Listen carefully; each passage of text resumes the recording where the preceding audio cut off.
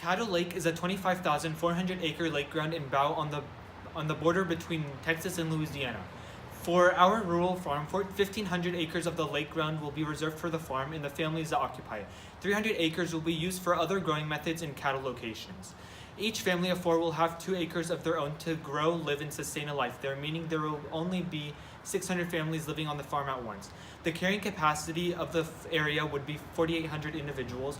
Once all 1,200 acres have been occupied, the area then we would not be able to accept anymore. To prevent migration from becoming excessive, we will accept only families of 4 until the 600 families mark to prevent overconsumption and the possibility of having less resources needed to sustain the population.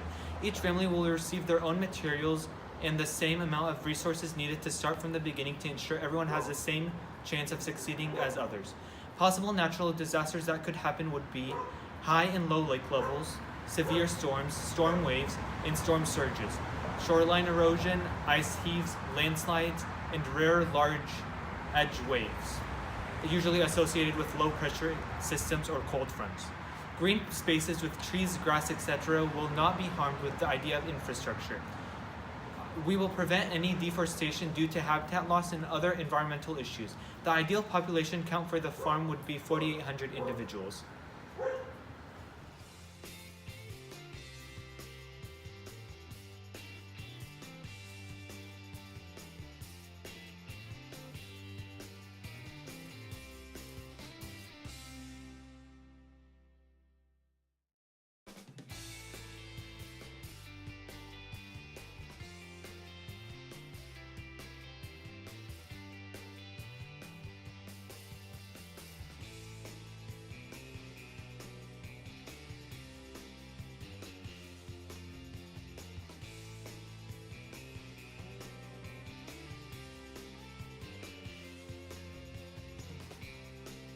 Symbiotic relationships include black spots that are caused by larva fluke burrowing under skin as a parasite.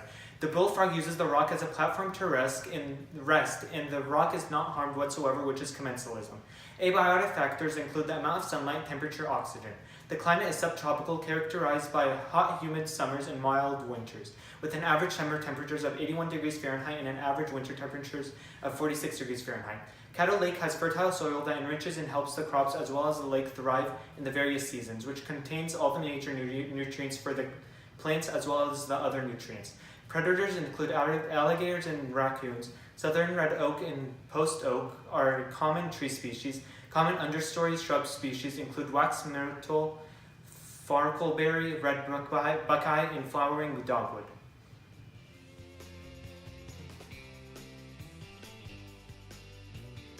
The types of crops we will grow are rice grains, wheat, and corn. Rice straws increase the amount of organic material in the soil, improve moisture content, increase microbial activity in the soil, generate a low-level fertilizing effect due to composting, and generally just to make everything better. We will inhabit polyculture with the advantages being less erosion and land degradation, better utilization of soil, less water used, plants grow stronger and better, legumes can be planted to fix nitrogen and fertilize plants without the use of chemicals, and it preserves biodiversity. Caddo Lake is known as the only natural lake with fresh water in Texas, which helps the crops receive the nutrients to thrive. Our harvest schedules consist of certain months where certain crops are to be harvested. Wheat takes 8 months to fully mature and will be grown in between October and December to be ready by spring or the early summer months. Rice will be grown 3 times a year to keep the amount consistent when harvesting to have an abundance. Rice will be grown every May, September, and January, giving the rice 4 to 5 months to fully grow. Corn will be seeded from April through June, and the harvest season would be early October to the end of November. On the farm, we will have an array of different animals as a food source and grazing animals. We will incorporate cows, pigs, and chickens that will be separated into separate sections from the 300-acre of the farm to avoid interruptions.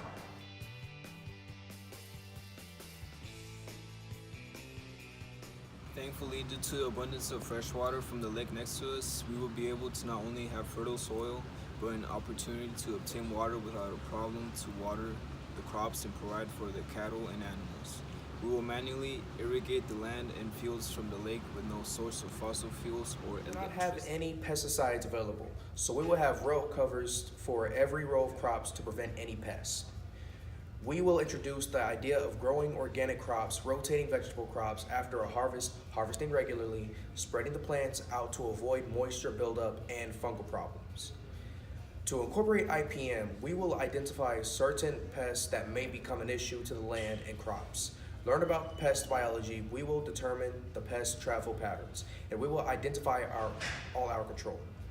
Options before acting to safely protect the land and crops, we will incorporate organic produce and crops prevent pesticides. Since we won't have any inorganic commercial fertilizers available, we will not dig into the soil because turning the soil exposes and thus kills the organism within it. This initially increases fertility because the composition of these organisms provides nutrients, which is why till soil is so heavy with weeds.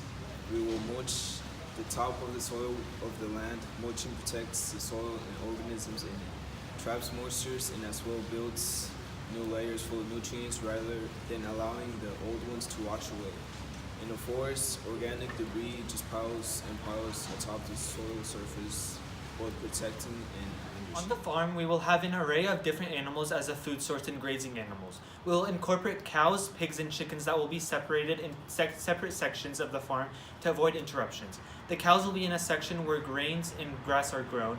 Pigs will be fed a selection of corn available and fish, and the chickens will eat grains and seeds that will be sustainable for them. We will have individuals feeding all the animals food and ensuring that every animal is able to be accommodated and taken care of. Every animal will have a designated schedule of eating to ensure the animals are getting the nutrients needed. Each animal will be fed every 3 hours, resulting in animals being fed up to 8 times a day to ensure their daily nutrient levels are met. We will be using hydroelectric power as a renewable resource to power turbine and generator. Water released from the reservoir flows through a turbine, spinning in which activates a generator to produce electricity. Some hydroelectric power plants just use a small canal to channel the river water through a turbine.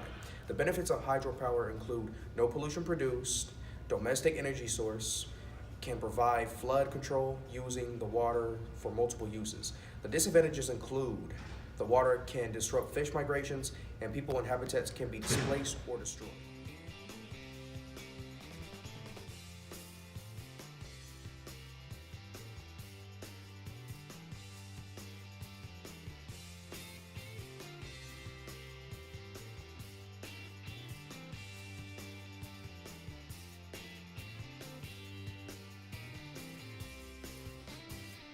We will be using hydroelectric power to We will be using hydroelectric power